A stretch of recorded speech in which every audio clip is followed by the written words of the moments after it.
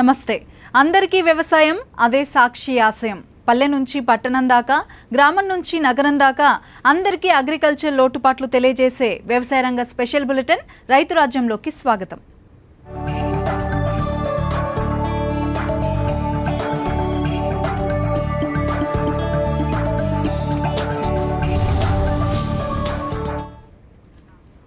తూర్పుగోదావరి జిల్లాలో ఖరీఫ్ ప్రస్తుతం నాట్లు పూర్తి చేసుకుంటూ దుబ్బి దశకు చేరుకుంటోంది.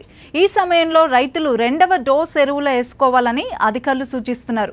అలాగే ఈ దశలో పొలాల్లో ఎలుకల దాడులు ఎక్కువగా ఉన్న నేపథ్యంలో ప్రతి హెక్టార్కు 10 గ్రాముల బ్రోమోడైన్ మందును సిద్ధం చేసుకోవాలని అంటున్నారు. ఈ ఏడాది ముంపు సమస్యను ఎదుర్కోవడానికి 13 మండలాల్లో కొత్త వంగడాలను సాగు చేసేలా రైతులను ప్రోత్సహించారు వ్యవసాయ అధికారులు. తూర్పుగోదావరి జిల్లాలో ఈ ఏడాది 2.33 లక్షల హెక్టార్లలో రైతులు ఖరీఫ్ వరి సాగు చేపట్టారు. ఇప్పటికే తూర్పు సెంట్రల్ డెల్టాలో వరి నాట్లు పూర్తయ్యాయి. సెంట్రల్ డెల్టాలో 5% మాత్రమే ఖరీఫ్ సాగుకు కష్టంగా ఉంది. ముఖ్యంగా మల్కీపురం, సఖినేటిపల్లి, ఉప్పలగుప్తం, కాట్రేనికోట మండలాల్లో బ్యాక్ వాటర్ సమస్య వల్ల ఈ ప్రాంత రైతులు రబీ సాగు చేస్తే మంచిదని అధికారులు సూచనలు ఇస్తున్నారు.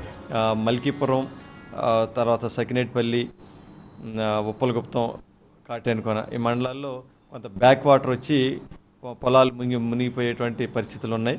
చిన్న వర్షం పడినా సరే మునుగుతున్నాయి.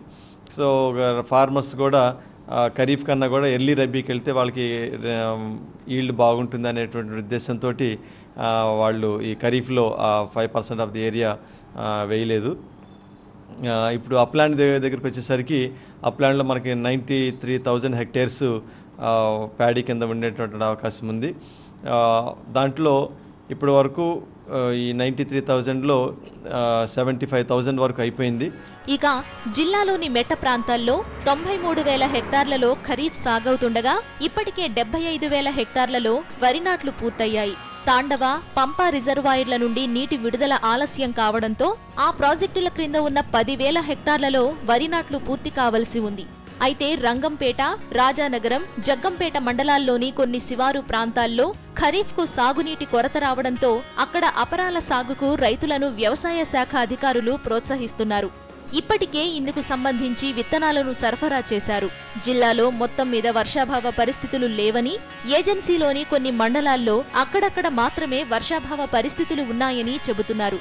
దీంతో ఈ ఏడాది ఖరీఫ్ వరి సాగు చేపట్టని పొలాల్లో సెప్టెంబర్ 10వ తేదీ కల్లా అపరాల సాగు చేపట్టవచ్చని సూచిస్తున్నారు. వర్షాభావ పరిస్థితులు అయితే మనకేం లేవు. ప్లస్లోనే ఉన్నాం, +13లో ఉన్నాం మనం ఇప్పుడు.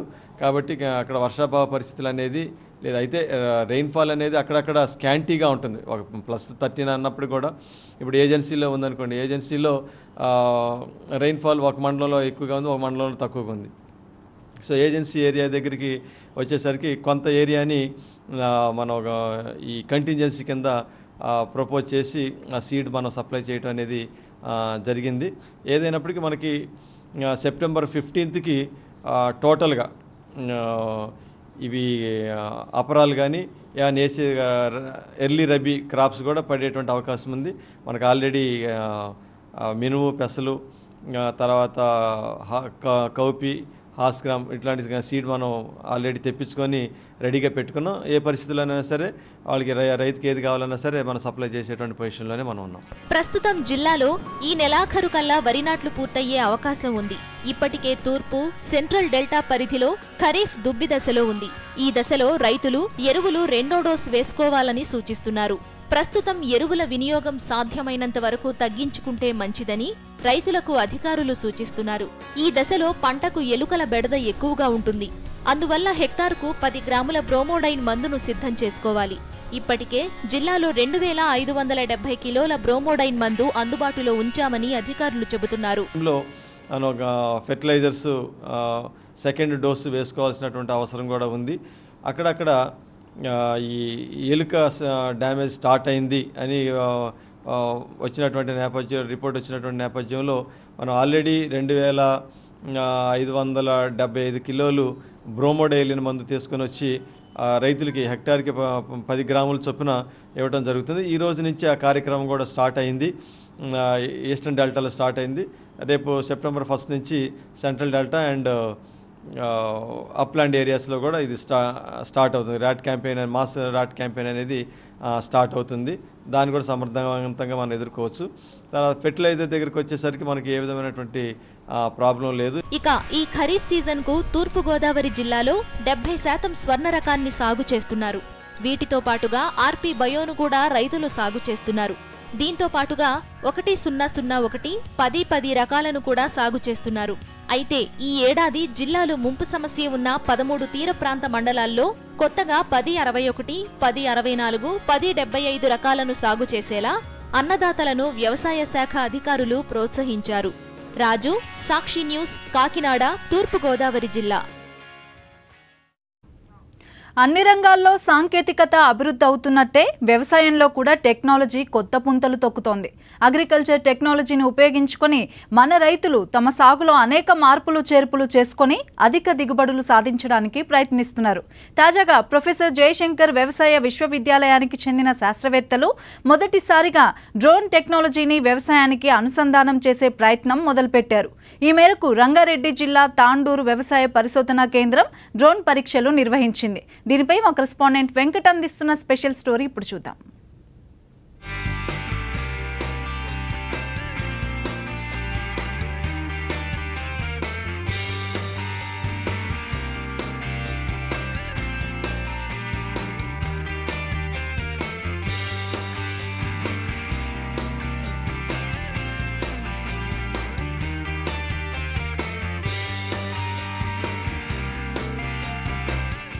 ఇది రంగారెడ్డి జిల్లా తాండూరులోని ప్రొఫెసర్ జయశంకర్ విశ్వవిద్యాలయ పరిధిలోని వ్యవసాయ పరిశోధనా కేంద్రం.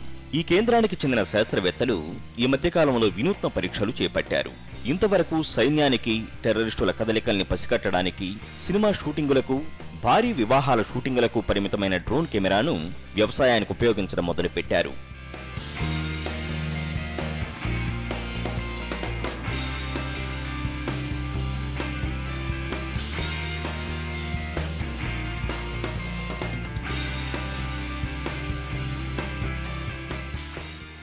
ఈ తరహా డ్రోన్ వినియోగం ఇప్పటికే విదేశాల్లో ఉన్నప్పటికీ మన దేశంలో ఈ మధ్యనే ప్రవేశించింది. ముఖ్యంగా దక్షిణ భారతదేశంలోనే మొదటిసారిగా తాండూరు శాస్త్రవేత్తలు దీన్ని మొదలుపెట్టారు. ఈ సందర్భంగా సీనియర్ శాస్త్రవేత్త సుధాకర్ ఏమంటున్నారంటే, ఈ డ్రోన్ టెక్నాలజీ అనేది డ్రోన్ కెమెరాను ఉపయోగించి ఆకాశంలో విహరించే ఈ కెమెరాను ఉపయోగించి ఛాయాచిత్రాలను కానీ అలాగే సుస్పష్టమైన వీడియోలను తీయడం ద్వారా మనకు పంటలు ఎదుర్కొంటున్న వివిధ సమస్యలపైన మనం అవగాహన పెంచుకునే అవకాశం ఉంది. సాధారణంగా పెద్ద విస్తీర్ణంలో సాగేటువంటి కంది, మొక్కజొన్నలాగా ఎత్తుగా పెరిగే పంటల్లో లోపల పురుగుల తాకిడి కానీ తెగుళ్ళ తాకిడి కానీ రైతులు సకాలంలో గుర్తించలేకపోతారు, అవి ఎత్తుగా ఉండడం వల్ల. అట్లాంటి సందర్భాల్లో మనము వివిధ కారణాల వల్ల పంటకు జరిగే నష్టాన్ని అంచనా వేయడానికి కానీ ఈ డ్రోన్ కెమెరాలను ఉపయోగించుకోవచ్చు. పాశ్చాత్య దేశాల్లో అప్పటికే ఈ సునిశ్చిత వ్యవసాయం అనే కొత్త అంశం తెరపైకి వచ్చింది. అంటే ప్రెసిషన్ ఫార్మింగ్ అని అంటాం దాన్ని. ఈ ప్రెసిషన్ ఫార్మింగ్లో భాగంగా అంటే ఒక 10 ఎకరాల పొలం ఉంటే ఆ 10 ఎకరాల పొలం నుండి మనకి ఎంత దిగుబడి వస్తున్నది అనేది ముఖ్యం కాదు. ఆ 10 ఎకరాల పొలంలో ఉండే ప్రతి మొక్క కూడా ఒకే రకమైన దిగుబడినిస్తూ ఆరోగ్యంగా ఉండేటట్టు చూడడము. ఆ విధంగా మనము పూర్తిగా ఉత్పాదకతను పెంచుకునే అవకాశం ఉంటుంది. పాత కొత్తల మేలు కలయికగా వ్యవసాయం కొనసాగాలని, ప్రతి మేలైన విధానం మన రైతులకు అందాలని, అప్పుడే ఆహార భద్రత ఏర్పడుతుందని శాస్త్రవేత్త సుధాకర్ అంటారు. దాదాపుగా 2 లక్షల రూపాయలు విలువయ్యే డ్రోన్ కెమెరాతో తక్కువ సమయంలోనే పంటల బాగోగుల్ని తెలుసుకోవచ్చు. అది తీసిన ఛాయాచిత్రాలను, వీడియోలను వెంటనే సీనియర్ శాస్త్రవేత్తలకు క్షణాల్లో పంపి పంటకొచ్చిన తెగుళ్లపై ఓ అవగాహనకు రావచ్చు. బాగా ఎత్తు పెరిగే కంది, మొక్కజొన్న వంటి పంటల్ని ఆకాశం నుంచి పరిశీలించడానికి డ్రోన్ కెమెరా ద్వారా చాలా సులువవుతుంది. ప్రస్తుతం ఉన్న పరిస్థితుల్లో పెద్ద విస్తీర్ణంలో మనం పంటలను సాగు చేసే పరిస్థితిలో గనక చూసినట్టయితే ఈ వివిధ పురుగులు తెగుళ్ళ సమస్యల వల్ల ఏదైతే రైతులు నష్టపోతూ ఉన్నారో, మేము శాంపుల్ సర్వే లాగా రైతుల పొలాల్లో ఈ డ్రోన్ కెమెరాతో మనం ఛాయాచిత్రాలను కానీ అదేవిధంగా సుస్పష్టమైన వీడియోలను కానీ చిత్రీకరించి దాన్ని విశ్లేషించుకొని తదనుగుణంగా మనము రైతులకు అంటే ఏ రకమైన పురుగులు, ఏ రకమైన తెగుళ్ళ వల్ల పంటలకు నష్టం జరుగుతుందనేది మనము సరైన సమయంలో సలహాలు, సూచనలు అందించే అవకాశం ఉంటుంది. అదేవిధంగా మనము పొలంలో పోషకాల్లో కూడా అక్కడక్కడ హెచ్చులు తగ్గులు అనేది గమనించడం జరుగుతుంది. పంట ఎదుగుదల అనేది పొలమంతటా కూడా ఒకే రకంగా ఉండదు. అట్లాంటి పరిస్థితుల్లో కూడా మనకు ఏ ప్రాంతాల్లో మనకు పోషకాల లోపాలు ఉన్నాయనేది కూడా గమనించి రైతులకు మనము సూచనలు సలహాలు అందజేసే అవకాశం ఉంటుంది. మన భారతదేశ జనాభా రానున్న రోజుల్లో అంటే రానున్న 10 సంవత్సరాల్లో 150 కోట్ల వరకు పోతుందనే అంచనాలు ఉన్నాయి. సో ఈ పెరుగుతున్న జనాభాకు ఆహార భద్రత కల్పించాలంటే మనం ప్రస్తుతం చేస్తున్నటువంటి సాంప్రదాయ పద్ధతులు జరుగుతున్న వ్యవసాయాన్ని రూపురేఖల్ని పూర్తిగా మార్చాల్సిన అవసరం ఉంది. ఇలాంటి నూతన సాంకేతిక పద్ధతులను కనుక మనం ఆచరించి, ముఖ్యంగా పరిశోధన కేంద్రాల్లో కనుక ఇట్లాంటి పద్ధతులను ఆచరించి రైతులకు కనుక మనము ఇంకా స్పష్టంగా ఏదైతే సలహాలు సూచనలు ఉన్నాయో మనం అందజేసినట్టయితే ఖచ్చితంగా దిగుబడులు పెరిగి అదేవిధంగా పూర్తిగా ఆహార ఉత్పత్తి పెరిగి మనకు ఈ ఆహార భద్రత కలిగే అవకాశం. అమెరికా నుంచి తెచ్చుకున్న ఈ డ్రోన్ కెమెరాతో చాలా లాభాలుంటాయని, అవి అటు శాస్త్రవేత్తలకు ఇటు రైతులకు చాలా మేలు చేస్తాయని పరిశోధకులు చెబుతున్నారు. పంట రంగు, ఎదుగుదల, అతివృష్టి, అనావృష్టి పరిస్థితుల్లో రిపోర్టులు రూపొందించడానికి డ్రోన్ కెమెరా చక్కగా ఉపయోగపడుతుంది. ఇది 200 అడుగుల ఎత్తులో పొలాలపై సంచరిస్తూ చకచకా ఫోటోలు, వీడియోలు తీస్తుంది. వ్యవసాయంలో కూడా మనం ఉపయోగించే మంచి ఫలితాలను పొందే అవకాశం ఉంది. అంటే ఎప్పటికప్పుడు పురుగులు మరియు తెగుళ్ళ ఉధృతిని కానీ వాటి వల్ల జరిగే నష్ట పరిమితిని కానీ అంచనా వేసి రైతులకు సలహాలు సూచనలు అందజేసే అవకాశం ఉంటుంది. ఈ డ్రోన్ కెమెరాను మొట్టమొదటిసారిగా మన దక్షిణ భారతదేశంలోనే తాండూరు వ్యవసాయ పరిశోధన స్థానంలో మనము ఉపయోగించడం జరుగుతూ ఉంది. దీని ఆధారంగా మన పరిశోధనలను చేపట్టడం జరుగుతూ ఉంది. ఈ డ్రోన్ కెమెరా డీజే కార్పొరేషన్ అని చెప్పి అమెరికా కంపెనీ ఒకటి తయారు చేస్తూ ఉంది. దీని విలువ సుమారుగా 2 లక్షల వరకు ఉంటుంది. అంటే అతి తక్కువ ఖర్చుతోనే మనము చాలా ఎక్కువ ఫలితాలను పొందే అవకాశం ఉంది. ఈ డ్రోన్ కెమెరా చాలా అంటే అభివృద్ధి పరచబడిన సాంకేతిక పరిజ్ఞానంతో తయారయ్యింది. దీంట్లో డ్రోన్ కెమెరా ఇది ఆకాశంలో ఎగురుతూ మన ఛాయాచిత్రాలను కానీ సుస్పష్టమైన వీడియోలను కానీ చిత్రీకరిస్తుంది. అదేవిధంగా ఈ హ్యాండ్ హెల్డ్ రిమోట్ కంట్రోల్ అంటాం దీన్ని. ఈ రిమోట్ కంట్రోల్ అనేది మన మొబైల్ ఫోన్తో అనుసంధానమై ఉంటుంది. ఈ మొబైల్ ఫోన్లో అనుసంధానం చేసినప్పుడు వైఫై ద్వారా దాని నుండి వచ్చే సిగ్నల్స్ ఆకాశంలో విహరిస్తూ అది పంపించే సంకేతాలను ముందుగా ఈ రిమోట్లోకి చేరుతాయి. ఈ రిమోట్ నుండి వైఫై ద్వారా ఈ మొబైల్ అప్లికేషన్ ఒకటి DJI అని చెప్పి ఒక మొబైల్ అప్లికేషన్ ఉంటుంది. ఈ మొబైల్ అప్లికేషన్ ద్వారా అది పైన విహరిస్తూ తీస్తున్నటువంటి చిత్రాలను కానీ లేదా వీడియోలను కానీ మనము ఇక్కడ నుండే మనం చూడొచ్చు. అదేవిధంగా మనం గమనించినట్లయితే హై డెఫినిషన్ కెమెరా ఒకటి దీనికి అనుసంధానమై ఉంది. ఈ కెమెరా ద్వారా మనము 1080 పిక్సెల్స్లో హై డెఫినిషన్ వీడియోస్ కూడా తీసే ఆస్కారం ఉంది. ఇది పూర్తిగా మనకు 180 డిగ్రీలు చుట్టూ తిరుగుతూ మనకు వీడియోలను తీస్తూ ఉంటుంది. వ్యవసాయ రంగంలో డ్రోన్ కెమెరాల ఉపయోగంపై తాండూరు వ్యవసాయ పరిశోధన సంస్థ శాస్త్రవేత్తలు చేపట్టిన పరీక్షల్ని విద్యార్థులు, రైతులు పరిశీలించారు. వాతావరణంలో వస్తున్న అనూహ్య మార్పులతో వ్యవసాయంలో వస్తున్న ఒడిదుడుకులకు అగ్రికల్చర్ టెక్నాలజీతో చెక్ పెట్టవచ్చని వారు అభిప్రాయపడ్డారు. ఈ సందర్భంగా వారు శాస్త్రవేత్తల కృషిని అభినందించారు. ముందు భవిష్యత్తులో రాబోయే రోజులల్లో ఏమున్నా దూరంకి వెళ్ళి సీదులా కానీ చెట్లల్లో పాములు అవి ఉంటాయి, ఎవరు సైంటిస్ట్ కానీ రైతు ఓలేడు. అటువంటి స్థలంలో కూడా డ్రోన్ కెమెరా పురుగులను ఆకుల మీద చూసి దాన్ని భూతార్థంలో చూస్తే ఏం పురుగులున్నా కనబడతాయి. పిచికారి చేయనికే, సస్యరక్షణ మందులు చేయనికే బాగుంటుంది. ఈ డ్రోన్ కెమెరా దక్షిణ భారతదేశంలోనే మన తాండూరుకు, తెలంగాణ ప్రాంతం తాండూరుకు ఎన్జీ రంగా యూనివర్సిటీకి ఇచ్చుడు చాలా సంతోషం, హర్షించదగ్గ విషయం. The drone camera will be helpful for farmers, and the drone camera will fly on the crops, and it will show whether the insects are there or not. We can't identify the insects in the high crops, so this drone camera will identify, and it will take photos and also video, and it will help to food security. విద్యార్థులు ఈ drone camera అంటే ఈ flying ఈ చిన్న హెలికాప్టర్ను observe చేయడం ద్వారా వాళ్ళు కూడా తమ ఫ్యూచర్ లోపల ఇటువంటి చిన్న చిన్న ప్రాజెక్టుల ద్వారా దేశానికి గర్వించే విధంగా వాళ్ళు చిన్న చిన్న ప్రాజెక్టులు చేసి జనాభాకు సరిపోయే విధంగా ఆహారం ఏ విధంగా సమకూర్చాలి అంటే దాని విధంగా. నేను రైతుగా అక్కడ వ్యవసాయం చేస్తా. నాకు ఒక 40-50 ఎకరాల పొలం ఉంది. అంత నల్లరేగడి, చల్కా సాయిలు. పరిశోధన కేంద్రం తాండూరు విత్తన క్షేత్రంకు మన సుధాకర్ గారి దగ్గర సలహాలు తీసుకొని వాళ్ళ దగ్గర సీడే కానీ కెమికల్ ఫర్టిలైజర్స్ కానీ పెస్టిసైడ్స్ కానీ ఏ విధంగా ఉపయోగం చేయాలనే సలహాతో మేము పంటలు పండిస్తాము. ప్రతిసారి ఇక్కడ రీసెర్చ్ సెంటర్కి వచ్చి డ్రోన్ కెమెరా గురించి కొద్దిగా వాస్తవాలు తెలుసుకున్నాము సుధాకర్ గారి నుంచి. దాని నుంచి ఏమవుతుందంటే పంటలకు చీడపురుగులు ఏ విధంగా వ్యాపిస్తాయి, ఎన్ని రకాలు ఉంటాయి అనేది సామాన్యంగా ఇంతకుముందు చూసినట్లు అవి తొందరగా బయటపడవు. కాబట్టి ఈ డ్రోన్ కెమెరా నుంచి ఏమైందంటే రకరకాల పురుగులు, రకరకాల పెస్ట్ అటాక్ అయినప్పుడు దీని నుంచి ప్రయోగం ఒకసారి చేసి చూపించినారు వాళ్ళు. దాని నుంచి మంచి లాభాలు వచ్చే అవకాశం ఉన్నది. ఇప్పుడు విశాలమైన ఫీల్డ్స్లలో మనం ఏ కీటకాలు ఉన్నాయి, అవి ఎలా జరుగుతున్నాయి మనం చూడలేము. ఈ డ్రోన్ కెమెరా ద్వారా మనము చూడగలము. ఈ డ్రోన్ కెమెరా ఫార్మర్స్కి అనేటివి చాలా యూస్ఫుల్ అవుతుంది. అండ్ ఎక్కడ క్రియేచర్స్ ఉన్నాయో ఏమున్నాయో మనకు తొందరగా తెలిసిపోతుంది. ఈ డ్రోన్ కెమెరా చాలా ఫార్మర్స్ అనేటివి చాలా యూస్ఫుల్.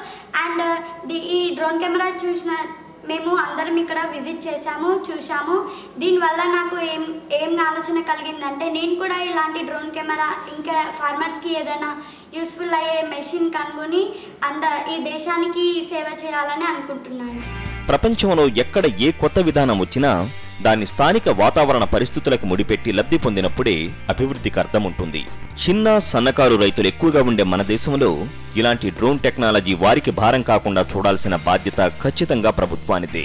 ప్రభుత్వమే తన వ్యవసాయ పరిశోధన సంస్థల ద్వారా దీన్ని నిర్వహిస్తూ అన్ని ప్రాంత రైతులకు ఉపయోగపడేలా చూడాలి. డ్రోన్ ద్వారా తాము తెలుసుకున్న విషయాల్ని వెంటనే మీడియా ద్వారా ఆయా ప్రాంతాల రైతులకు వెంటనే అందేలా చూడాలి. వెంకట్, సాక్షి న్యూస్, తాండూర్, రంగారెడ్డి జిల్లా. మరిన్ని వ్యవసాయ సంబంధిత వార్తలు చూసే ముందు రైతు రాజ్యంలో చిన్న విరామం తీసుకుందాం.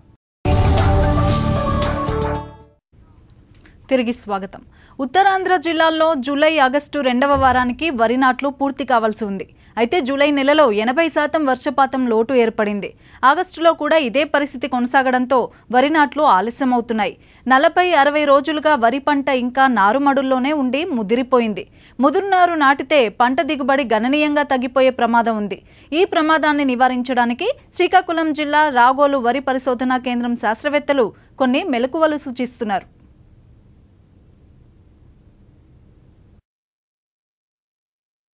ముదురు నారు నాటే పరిస్థితుల్లోనూ ఖచ్చితంగా మనం నారు ముదురుతున్న కొలది మనకి దిగుబడులు బాగా తగ్గిపోయే ప్రమాదం ఉంది. అయితే మనం ఈ ముదురు నారు నాటే సందర్భాల్లో ఏ విధమైన జాగ్రత్తలు తీసుకోవాలని మనం చూసుకున్నట్లయితే మనం సాధారణంగా ముదురు నారు శ్రీకాకుళం జిల్లాలో ముదురు నారు నాటే పరిస్థితులు కొన్ని సంవత్సరాలు అనేవి నెలకొన్నవని మన అందరికీ తెలిసిన విషయమే.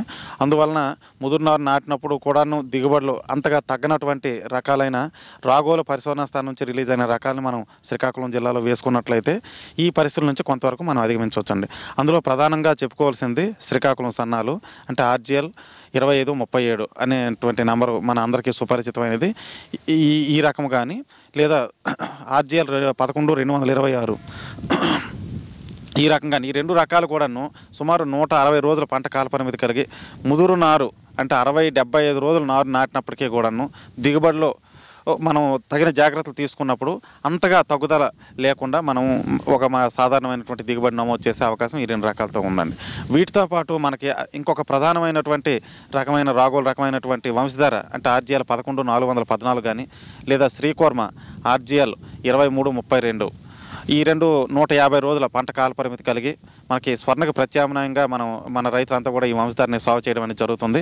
కాబట్టి ఈ రెండు రకాలు సాగు చేస్తున్నప్పుడు కూడా 45-60 రోజుల నారు మనం నాటుకున్నప్పటికీ కూడా తగిన జాగ్రత్తలు తీసుకోవడం ద్వారా మనం దిగుబడిలో పెద్దగా తరుగుదల లేకుండా మనం మంచి దిగుబడి సాధించే అవకాశం ఉంటుందండి. వీటితో పాటు మధ్యస్థ కాల పరిమితి కలిగినటువంటి రకం రాగోల నుంచి రిలీజ్ అయినటువంటి 2538 వసుంధర అనే రకం కూడా మధ్యస్థ కాల పరిమితి కలిగిన రకాల్లో మనం ముదురునారు అంటే 45 రోజులు నారు నాటినప్పటికీ కూడాను తగిన జాగ్రత్తలు తీసుకోవడం ద్వారా పెద్దగా దిగుబడిలో తగ్గుదల లేకుండా మనం చూసుకునే అవకాశం ఉంటుంది. ఇక ఇతర పరిశోధనా స్థానాల నుంచి రిలీజ్ అయిన రకాల్లో ముఖ్యంగా సాంబమసూరి కొంతవరకు ముదురునారు నాటిన సందర్భాల్లో కూడా 45 నుంచి 60 రోజుల వరకు ముదురు నారు నాటినప్పుడు కూడా తగిన జాగ్రత్తలు తీసుకోవడం ద్వారా అందులో కూడా కొంత దిగుబడి పెద్దగా తగ్గుదల లేకుండా మనం చేసే అవకాశం ఉంటుంది. వీటితో పాటు స్వర్ణ కూడా కొంతవరకు ముదురు నారుని తట్టుకుంటుంది. అంటే 45-50 రోజుల వయసు కలిగిన నారుని మనం నాటినప్పుడు స్వర్ణ రకంలో కూడా పెద్దగా దిగుబడిలో తరుగుదల లేకుండా ఉంటుంది. అయితే మనకి శ్రీకాకుళం జిల్లా సాగు చేస్తున్నటువంటి ఒక ప్రధానమైనటువంటి ఇంకో రకాలు చూసుకున్నట్లయితే ఇంకా మనకి ఈ విజేత MTU 1001 కానీ లేదా NLR 33449 నెల్లూరు మసూరు కానీ ఈ రకాలు మాత్రం ముదురు నారు నాటితే ఏమాత్రం ముదురు నారు నాటినప్పటికంటే 30 రోజుల వయసు మించి నారు నాటినప్పుడు మనం దిగుబడిలో ఖచ్చితంగా తగ్గుదల అనేది ఉంటుందండి.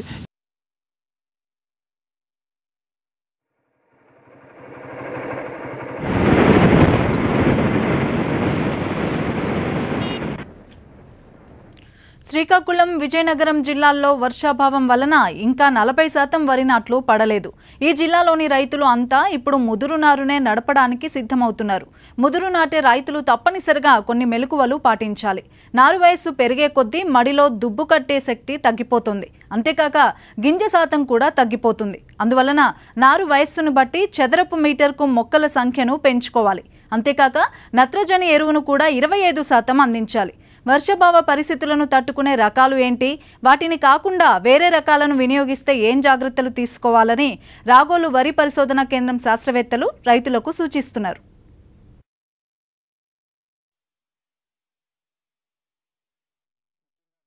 నారు వయసు 45 రోజులు దాటినప్పుడు మనం సాధారణంగా చదరపు మీటర్కు 33 మొనలు సాధారణమైన వయసు కలిగిన నారు అంటే 24 రోజుల వయసు కలిగిన నారు నాటినప్పుడు మనం సాధారణ వయసు కలిగిన నారు అని చెప్తామండి. అది 35 రోజుల వరకు కూడా మనం సాధారణ నారుగానే పరిగణిస్తాం పంట కాల పరిమితిని బట్టి. ముఖ్యంగా దీర్ఘకాలిక రకాల్లో 30 రోజుల వయసు దాటినప్పటికి కూడాను అంటే 40 రోజుల వరకు కూడా సాధారణమైనటువంటి వయసుగానే పరిగణిస్తామండి. అదే మధ్యస్థ కాల పరిమితి కలిగిన రకాల్లో 30 రోజుల వరకు కూడా నారు వయసు నాటినప్పుడు మనం సాధారణ వయసుగానే పరిగణిస్తాము. అదే స్వల్పకాలిక రకాల్లో అయితే 25 రోజుల మించితే అది ఇక 20 రోజుల వరకు మాత్రమే మనం సాధారణ నారు వయసుగా పరిగణిస్తామండి. అయితే సాధారణమైనటువంటి వయసు కలిగిన నారు నాటేటప్పుడు మనం చదరపు మీటర్కి 33 మొనలు ఉండాలండి. అదేవిధంగా ప్రతి దుబ్బుకి కూడాను 2 నుంచి 3 మొనలు మాత్రమే పెట్టుకోవాలి. అది సాధారణంగా మనం నాట్లు వేసే సమయంలో. అదే ముదురు నారు అంటే నారు వయసు మొదట ఒక 15 రోజులు ఎక్కువగా అయిందని మనం భావించినప్పుడు ఖచ్చితంగా చదరపు మీటర్కి దీర్ఘకాలిక రకాల్లో అయితే 44 మొనలు, అదే మధ్యస్థకాలిక రకాల్లో అయితే 66 మొనలు, స్వల్పకాలిక రకాల్లో కూడాను మనం 66 నుంచి 80 మొనల వరకు కూడా పెట్టుకోవాల్సి ఉంటుంది. అంటే 15 రోజుల వయసు మనం నారు వయసు కానీ మించిపోయింది అనుకున్నప్పుడు. వీటితో పాటు ప్రతి మొక్కకి 4 నుంచి 6 మొనలు పెట్టుకోవాలండి. ప్రతి దుబ్బుకు కూడా 4 నుంచి 6 మొనలు లెక్క మనం దగ్గరగా ఎక్కువ దుబ్బులు. ఎందువల్లంటే నారు మడిలోనే దాన్ని ప్రధానంగా ఈ పిలక పెట్టే వయసు గడిచిపోతుంది కాబట్టి మన ప్రధాన పొలంలో ఎక్కువగా మనం కంకులు వచ్చే విధంగా మనం మొక్కల్ని నాటవలసి ఉంటుంది. ఎందుకంటే పిలక తొడిగేటువంటి శక్తి ముదురు నారు నాటినప్పుడు బాగా తగ్గిపోతుంది అనమాట.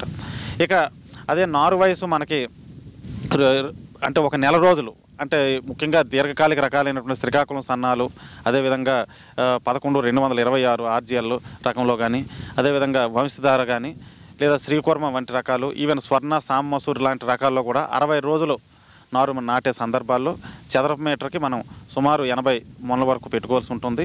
వాటితో పాటు ప్రతి దుబ్బుకి కూడాను 6 నుంచి 8 మొక్కలు మనం నాటుకోవాలండి. అదే ఇంకా కొన్ని సందర్భాల్లో బాగా దీర్ఘకాలిక రకాలైనటువంటి శ్రీకాకుళం సన్నాలు RGL 11-226లో 75 రోజుల నారు కూడా నాటిన పరిస్థితులు కొన్ని సందర్భాలు ఉంటాయి. అటువంటి సందర్భంలో చదరపు మీటర్కి 100 మొనల వరకు మనం పెట్టుకోవాల్సి ఉంటుందండి. మనం నాటే సమయంలోనే ప్రతి దుబ్బుకు కూడా 8 మొక్కల వరకు పెట్టుకోవాలి.